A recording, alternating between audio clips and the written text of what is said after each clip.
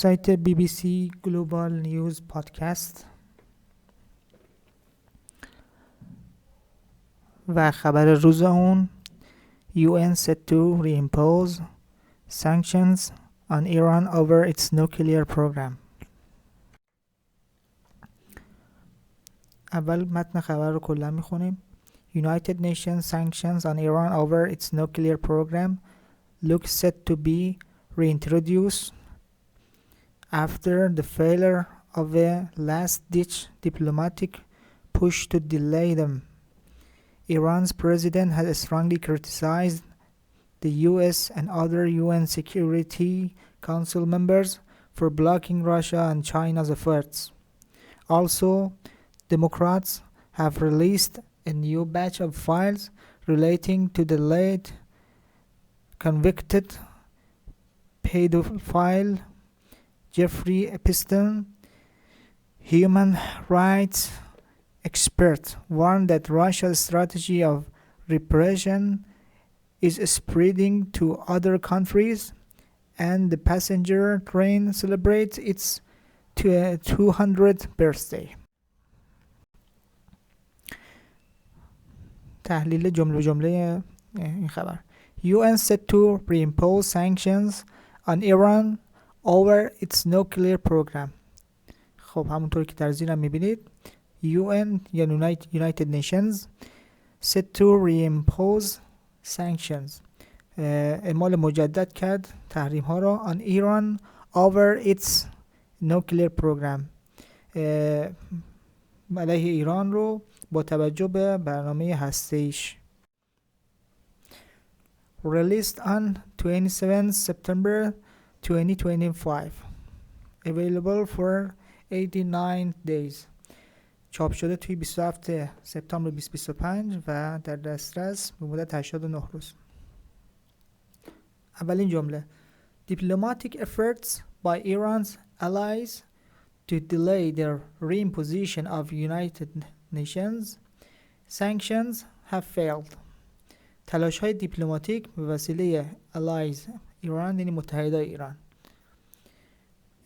to delay برای به تأخیر انداختن reimposition of UN sanctions have failed برای به تأخیر انداختن تحریم های سازمان ملل علیه ایران شکست خورده. United Nations sanctions on Iran over its nuclear program look set to be reintroduced after the failure of a last-ditch diplomatic push to delay them. خب کلماتی که اینجا شایسته تحلیل هستن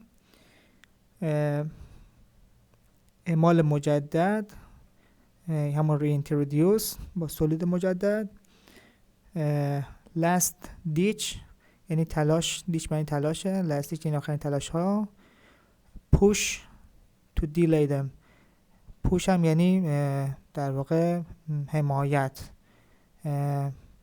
تلاش های متحدای ایران در واقع اینجا باید بگیم که برای به تعویق انداختن شکست خورده.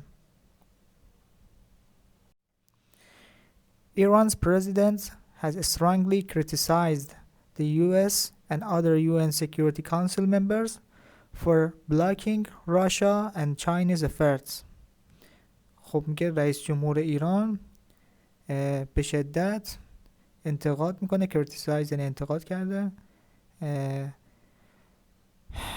از آمریکا و دیگر اعضای شورای امنیت ممبرز یعنی اعضا کانسل یعنی شورا و سکیوریتی امنیت for blocking Russia and China's efforts واسه بی اثر کردن یا مانع تراشی بلاک کردن تلاش های چین و روسیه.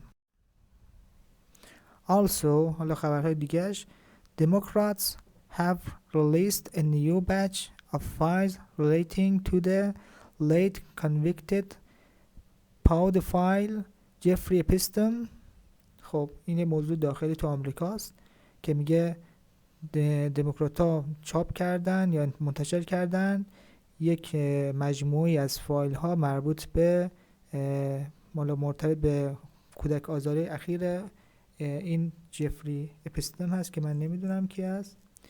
خبر بعدی: Human rights experts warn that Russia's strategy of repression is spreading to other countries.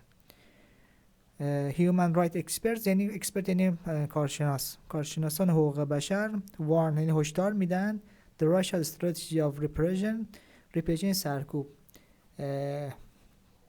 استراتژی های سرکوب تو روسیه رو is spreading to other countries، یعنی داره معروف داره گسترده داره میشه و در کشورهای دیگه. and other و خبر بعدی هم که an other passenger train celebrate its 200th birthday و قطار مسافربری جشن گرفت 200مین سال جشن تولد